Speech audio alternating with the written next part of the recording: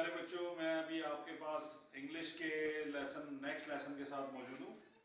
हमने ये बुक पढ़ना शुरू की थी, आपको याद होगा हमने ये बुक पढ़ना शुरू की थी। इसका पहला लेसन जो था वो एक्सपीडिशंस के साथ था, एक्सपीडिशंस के नाम से था। अभी हम यूनिट 1 पे ही हैं।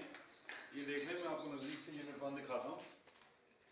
ये देखें, ये पेज है यूनिट 1 एक्सपीडिशंस, ठीक है। अब इसका बाकी जो है सारा वो मैं आपको बनाऊंगा। कुछ और अल्फाज हैं जिनके वर्ड्स मीनिंग करेंगे। उसके बाद एक छोटा सा टीम ए और टीम बी की हम जो है ना माइंड गेम खेलेंगे। मैंने कोशिश की है छोटे छोटे बच्चों को आपके सामने बिठाने की, देखते हैं अगर वो मान जाते हैं तो उसके साथ खेलेंगे, नहीं तो मैं ही जो है ना एक्टर बन के एकदम पहले एक टीम ए बनूंगा फिर टीम बी बनूंगा, ठीक है जी। तो इसमें मजीद वर्ड्स मीनिंग आ रहे हैं। मैं आपको वो वर्ड्स मीनिंग दिखाता हूँ। ये वर्ड्स मीनिंग्स है इस लेसन के अंदर, ये देखें। अच्छा जी, मैं ये लेसन वही है जो हमने शुरू किया हुआ था एक्सपीडिशंस के नाम से, और आपको होमवर्क में टीचर ने दे दिया है। मैं ये एक्सपीडिशंस ऊपर लिखा हूँ, एक्सपीडिशंस का लेसन है, ठीक है। इसके जो नए वर्ड्स मीनिंग्स हैं वो मैं लिखने लगा हूँ बोर्ड पे, आप ही कॉपी पे ऑलरेडी लिखे हुए हैं, ठीक है। आप वहां से देख के तो दोबारा लिखेंगे। मैं सिर्फ आपको वर्ड्स मीनिंग एक्सप्लेन भी करता जाऊँगा, ठीक है। ये मेरा इस वीडियो का ये मकसद है कि आपको वर्ड्स के ना समझा दूं कि वर्ड्स का मीनिंग एक्चुअली होता क्या है। वैसे तो आप उर्दू में देख के तो उसको याद भी कर सकते हैं वहां से भी, लेकिन समझना अच्छा होता है। पहला वर्ड है lit, LIT, lit a fire. Fire, lit का मतलब है जलाई, ठीक है। तो यहाँ पे ये टीचर ने लिखा है आग जलाना, लेकिन एक्चुअली इसका मतलब होता है आग जलाई। ये ए जो है ना, इस ए लिखने की जरूरत नहीं होती। ये अंग्रेजी में जो है ना जब आग लगाते हैं तो उसको आ फायर कहते हैं, ठीक है जी। वरना लिट का मतलब होता है जलाई और फायर का मतलब होता है आग। तो इसका मीनिंग हो गया आग जलाई, ठीक है जी। आप ये आग जलाई लिखेंगे। नेक्स्ट वर्ड है क्लिफ। आपको याद है हमने क्लिफ कहा था कि आप ऊपर चढ़ के पहाड़ के बिल्कुल टॉप पे जाके, वो जो कहार का मैंने कहा एग्जांपल दी थी कि आप कहार में नीचे जमीनों के ऊपर जाके खड़े हो, ये देखिए डर लगता है ना, जमीनें बहुत दूर सी हैं, वो क्लिफ है। क्लिफ को जो है ना, इसका मतलब ये भी होता है चट्टान। चट्टान की ऊंचाई, सबसे ऊंचाई चट्टान का सिरा कहते हैं। चट्टान, ये शैतान का सिरा नहीं है, ये चट्टान का सिरा है, का कोना। चट्टान का कोना में आपको चट्टान का सिरा था तो आप कहेंगे इसको शैतान का सिरा है, ठीक है। तो मैंने इसको चट्टान के सिरे के बजाय चट्टान का कोना कहना शुरू कर दिया, ठीक है जी। यहाँ पे टीचर ने सिर्फ चट्टान लिखी हुई है, लेकिन आपको याद होना चाहिए कि क्लिफ जो है ये चट्टान का कोना होता है। ये बिल्कुल सबसे ऊपर वाला कोना होता है जो चट्टान पे चढ़ते हैं। पहाड़ पे चढ़ते हैं, पहाड़ को चट्टान भी कहते हैं, ठीक है। पहाड़ पे चढ़ते हैं तो बिल्कुल टॉप पे जब पहुंचते हैं तो जहां से नीचे देख के आप यूं करके देखते हैं तो आपको डर लगता है ना, ठीक है, उसको क्लिफ कहते हैं। फिर है word mind games, MIME games, GAMES, ठीक है। आपने लिखना उस तरीके से जिस तरीके से टीचर ने लिखा हुआ है, ठीक है। मेरी हैंडराइटिंग टीचर से इतनी अच्छी नहीं है, टीचर की हैंडराइटिंग ज्यादा बेहतर है, ठीक है। लेकिन मैं आप कैसे ठीक करूँ हैंडराइटिंग, ठीक है ना। माइंड गेम्स, माइंड गेम्स कहते हैं नकलें उतारना। एक ऐसी गेम खेलना जिसमें एक दूसरे की नकल उतारते हैं, ठीक है। तो इसका मतलब टीचर लिखा हुआ टीचर ने नकल उतारने का खेल, ठीक है। यानी कि आपने मेरी नकल उतारी, ठीक है। आप एक बुक पकड़ के खड़े हो गए अपने घर में और छोटी बहन को कहा कि मैं तुम्हारा टीचर हूँ, मैं तुम्हें मारूंगा, मैं तुम्हें डांटूंगा, मैं तुम्हें ये, ठीक है। और टीचर कहती मी मी मी मी मैं स्टूडेंट हूँ, मुझे कुछ नहीं आता, ये है वो है, इस तरह की, ठीक है।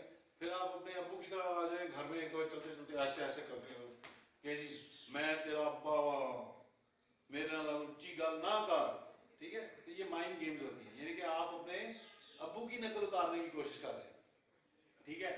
जब आपकी बहन रोती है तो आप उसकी नकल उतारते हैं, ये। तो ये सारी चीजें आप माइंड गेम्स होती हैं, माइंड गेम्स कहलाती हैं, ठीक है। दूसरे किसी भी बंदे की नकल उतार के जो गेम का खेल रहे थे, आप गेम खेले ना खेले, वैसे जिंदगी में जो कर रहे थे, नकल उतार रहे थे, उसको माइंड गेम्स कहते हैं, ठीक है। अच्छा, उसके बाद है वर्ड प्रैक्टिस, PRACTIS,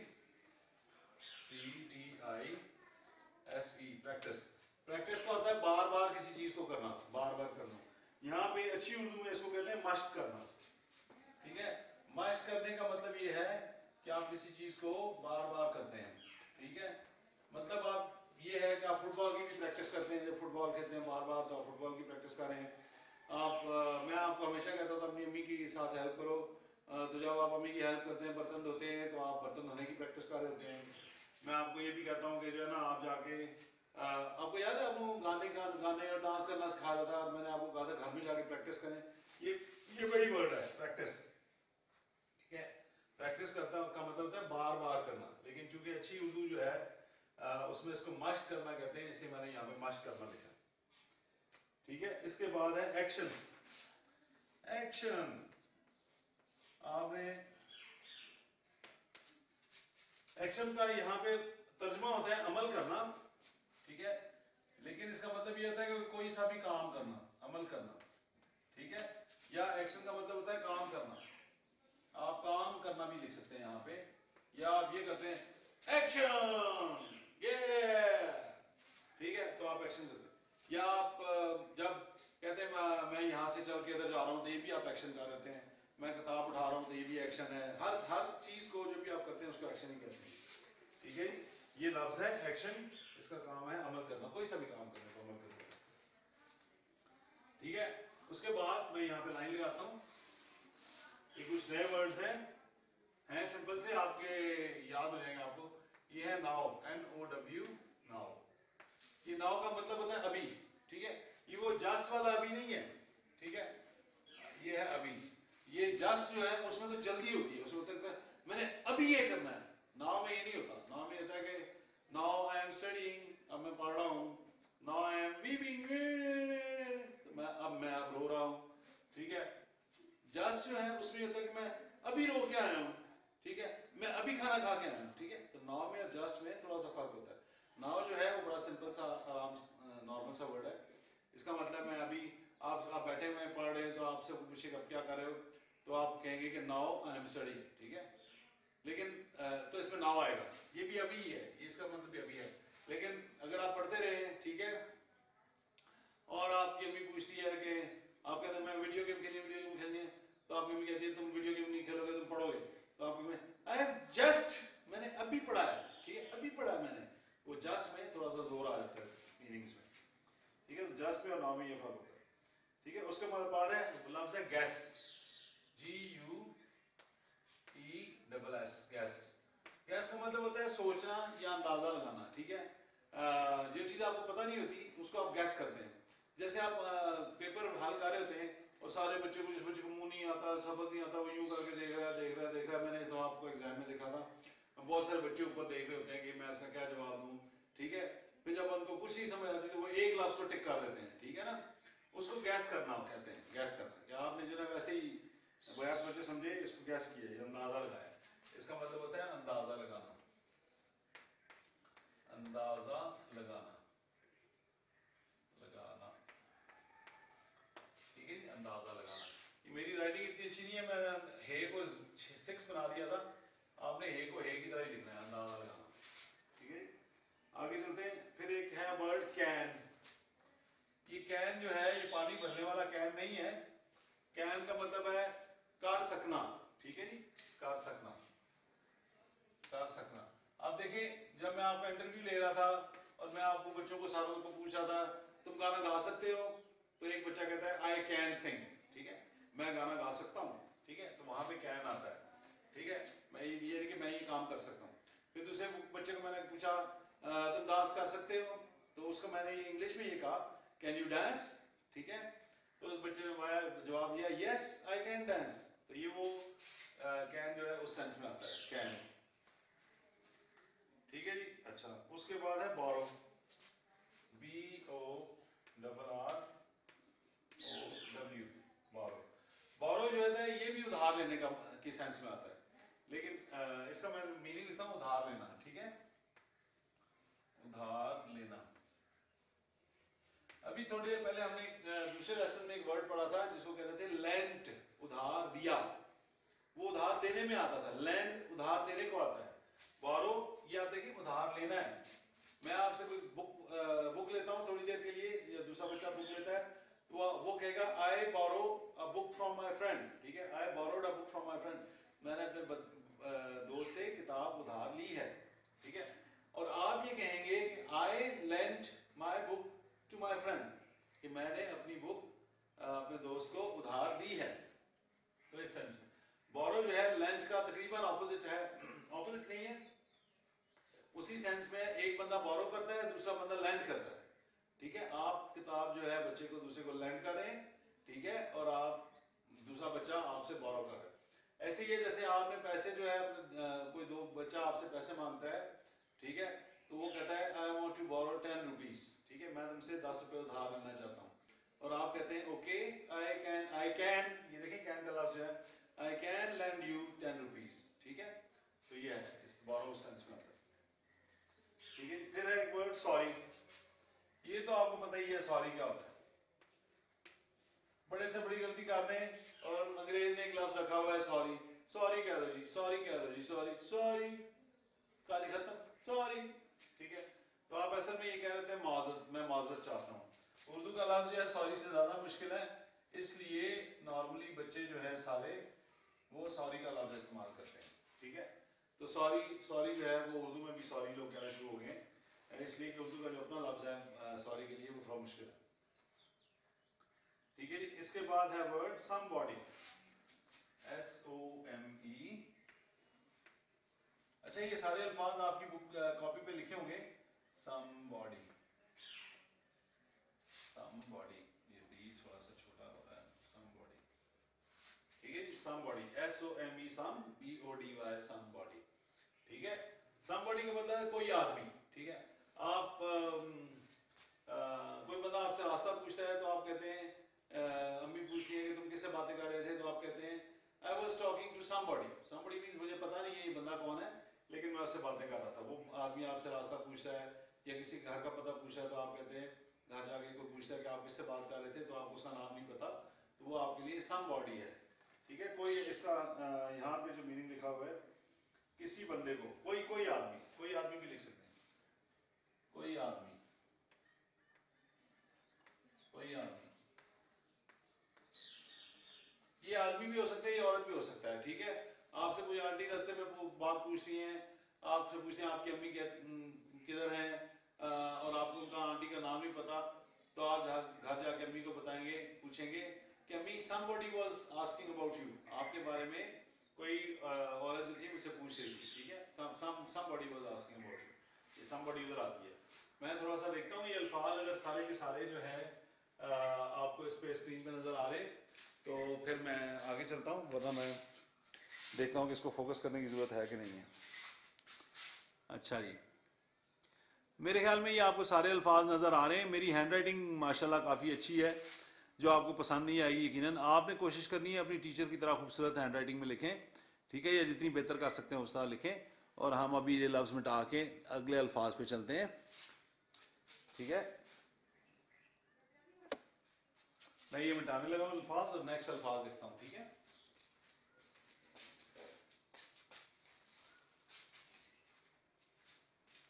लेसन अभी वही चल रहा है, ठीक है। ये उसी लेसन 1 से ही सारे अल्फाज, वर्ड्स, मीनिंग्स आ रहे हैं, ठीक है। तो आपको जो है ना ये सारे लिखने भी हैं और आप सारों को ये याद भी करने हैं। और जब आप ये याद भी कर लेंगे, लिख भी लेंगे, तो इंशाल्लाह ताला आपकी इंग्लिश जो है ना काफ़ी बेहतर होना शुरू हो जाएगी। आहिस्ता आहिस्ता आहिस्ता आहिस्ता आपको बहुत सारे अल्फाज याद हो जाएंगे, तो आप अंग्रेजी ज़बान बोल भी सकेंगे और लिख भी सकेंगे, ठीक है। ये बुनियादी तौर पर इसलिए, और आप इम्तिहान में भी अच्छे नंबर लेंगे। ज़ाहिर है इम्तिहान में अच्छे नंबर लेना बहुत ज़रूरी होता है, ठीक है जी। अच्छा, अब समबॉडी के बाद एक और वर्ड आ रहा है योर्स, YOURS, योर्स। योर्स का मतलब है तुम्हारा, ठीक है, तुम्हारा। पहले मैं वर्ड लिखता हूँ योर। योर का मतलब है तुम्हारा। योर्स जो है ये थोड़ा सा योर से फर्क होता है, लेकिन योर का मतलब होता है तुम्हारा। योर्स का मैं बताऊंगा आपको कहाँ इस्तेमाल होता है। पहले मैं योर, तो आप जो है योर का मतलब होता है तुम्हारा, योर्स का मतलब भी तुम्हारा ही होता है, तुम्हारा, तुम्हारा, ठीक है। अब नीचे कोई चीज गिरी हुई है, ठीक है, तो आप उठा साथ वाले बच्चे से पूछते हैं कि इज दिस पेन योर्स, क्या ये पेन तुम्हारा है, ठीक है, तो इस सेंस में आता है। मिसाल के तौर पे अगर पैसे गिरे हुए हैं तो आप बहुत अच्छे बच्चे हैं और आप जो है चोरी नहीं करते, तो आप आपके साथ जो बच्चा आगे खड़ा हुआ है या पीछे खड़ा हुआ है कैंटीन से खाना लेते हुए, चीज़ें लेते हुए, तो आपको नीचे पैसे गिरे नजर आते हैं, तो आप पैसे उठाते हैं और उससे बच्चे से पूछते हैं इज दिस मनी, मनी पैसों को कहते हैं, इज दिस मनी योर्स, क्या ये तुम्हारे पैसे हैं, ठीक है, तो ये उस सेंस में आता है, ठीक है। तो ये है, ऐसे है तुम्हारा, कि ये तुम्हारे हैं, योर्स तुम्हारे, योर जो है लफ्ज उसका मतलब होता है तुम्हारा, जो वर्ड योर्स है वहां पे तुम्हारा नहीं रहता, तुम्हारे भी हो सकता है, तुम्हारे, तुम्हारा भी आप लिख सकते हैं साथ, तुम्हारे भी जो है ना, तुम्हारे जो है वो लफ्ज भी इसके साथ लिख सकते हैं, तुम्हारे, क्या ये तुम्हारे पैसे हैं, क्या ये तुम्हारी चीज है, क्या ये तुम्हारा, तुम्हारी किताब है, इज दिस बुक योर्स, आप ये पूछते हैं कि क्या ये तुम्हारी किताब है, और आगे से जवाब आता है yes this is my book, तो इस तरीके से ये लफ्ज यूज होता है। फिर एक word listen, LISTEN, listen, listen का मतलब होता है सुनना, ठीक है जी, सुनना, एक मतलब होता है इसका सुनना, ठीक है, आई लिसन, मैं सुनता हूं, ठीक है। दूसरा होता है सुनो, ठीक है, आपने किसी बच्चे को बुलाना है तो आप कहते हैं हे अहमद लिसन, अहमद मेरी बात सुनो, ठीक है, तो सुनो और सुनना दोनों वर्ड जो हैं ये लिसन के मतलब मीनिंग ही बनते हैं, ठीक है। हे लिसन टू मी, आप किसी को बुला रहे, हे लिसन टू मी, वो बच्चा दूसरी तरफ मुंह करके खड़ा हुआ है, आप उसको कहते हैं हे लिसन टू मी, आप उसको बच्चे का नाम नहीं पता आपको, ठीक है, तो आप उसको कहते हैं हे लिसन टू मी, ठीक है, तो वो आता है, आप उसको कह रहे हैं सुनो, ठीक है। जब आप किसी कोई आपसे बात कर रहा है तो आप ये कहते हैं I am listening to you, ठीक है, मैं तुम्हारी बात सुन रहा हूँ, और लिसनिंग जो लफ्ज है ना वो लिसन से ही निकला हुआ है, आपको आगे जाके बताएंगे इंग क्यों लगता है उसके साथ, लेकिन आई लिसन मीन्स मैं सुन रहा हूँ, ठीक है, सुनना है उस सेंस में। फिर आगे एक वर्ड है स्पीक, SPEAK, स्पीक, स्पीक का मतलब है बोलना, इसका एक लफ्ज होता है बोलना, फिर बिल्कुल जैसे लिसन का एक लफ्ज और भी है, ये होता है बोल, बोल, ठीक है। इसमें मैं आपको बताता हूँ, मिसाल के तौर पे जो बोलना है, स्पीक का वर्ड जो है बोलने के सेंस में ऐसे आता है कि ही इज स्पीकिंग, वो बोल रहा है, ठीक है, लेकिन वो भी स्पीकिंग में मैं आपको थोड़ा लिख देता हूँ, जैसे मैंने लिसनिंग में लिखा था, यहाँ पे ये वर्ड आपकी कॉपी पे नहीं लिखा होगा, लेकिन इस स्टेज पे आपको बताना ये भी ठीक है। ING ये वो मैजिक वर्ड है जो आप किसी भी वर्ड के साथ लगाएंगे तो वो उसका जो ना जुमला ऐसे होगा जैसे मैं कर रहा हूँ, तो आई एम स्पीकिंग, मैं बोल रहा हूँ, ये हो जाएगा। ये आपने कॉपी में नहीं लिखना, ये आपको सिर्फ समझाने के लिए लिख रहा हूँ, मैं बोल, ठीक है ना, स्पीक का मतलब था बोल, ये मैंने लिखा, ING की वजह से आ गया रहा हूँ, मैं अभी बोल रहा हूँ, ठीक है, ये ऐसे शुरू होता है, ठीक है। आई एम लिसनिंग, ठीक है, मैं सुन रहा हूँ, ही इज लिसनिंग, वो सुन रहा है, शी इज लिसनिंग, वो लड़की सुन रही है, ठीक है, तो ये ऐसे है।